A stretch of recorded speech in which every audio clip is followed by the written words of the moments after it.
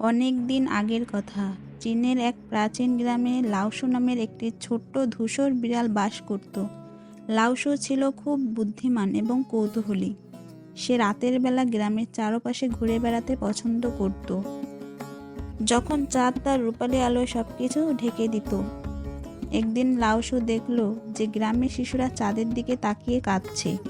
সে তাদের কাছে গিয়ে জিজ্ঞেস করলো, তোমরা কাঁদছো কেন? শিশুরা উত্তর দিল, চাঁদটা খুব সুন্দর, কিন্তু এটা এত দূরে যে আমরা এটা ধরতে পারি না।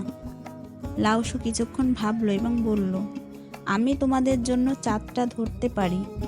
শিশুরা হেসে বলল, তুমি একটা ছোট বিড়াল, তুমি কিভাবে চাঁদ ধরবে? লাওসু বলল, তোমরা শুধু দেখো। লাওসু গ্রামের সবচেয়ে উঁচু গাছের চূড়ায় উঠল এবং চাঁদের দিকে তাকালো।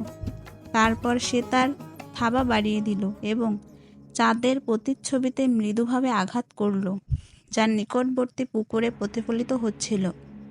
মুহূর্তের মধ্যেই পুকুরের জল সামান্য কেঁপে উঠল এবং চাঁদের প্রতিচ্ছবি ভেঙে গেল। শিশুরা অবাক হয়ে বলল, তুমি কি করলে?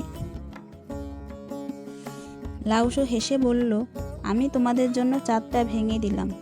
এখন তোমরা সবাই চাঁদের আলোয় একটি করে টুকরা পেতে পারো। শিশুরা হেসে উঠল এবং লাওসুকে ধন্যবাদ জানালো। তারা বুঝতে পারল যে লাওসু তাদের চাঁদ ধরতে পারেনি, কিন্তু সে তাদের দেখিয়েছে যে সৌন্দর্য সবসময় নাগালের মধ্যেও থাকে না, তবুও তা উপভোগ করা যায়। এ থেকে আমরা শিখলাম যে সৌন্দর্য সবসময় নাগালের মধ্যে থাকে না, তবুও তা উপভোগ করা যায়।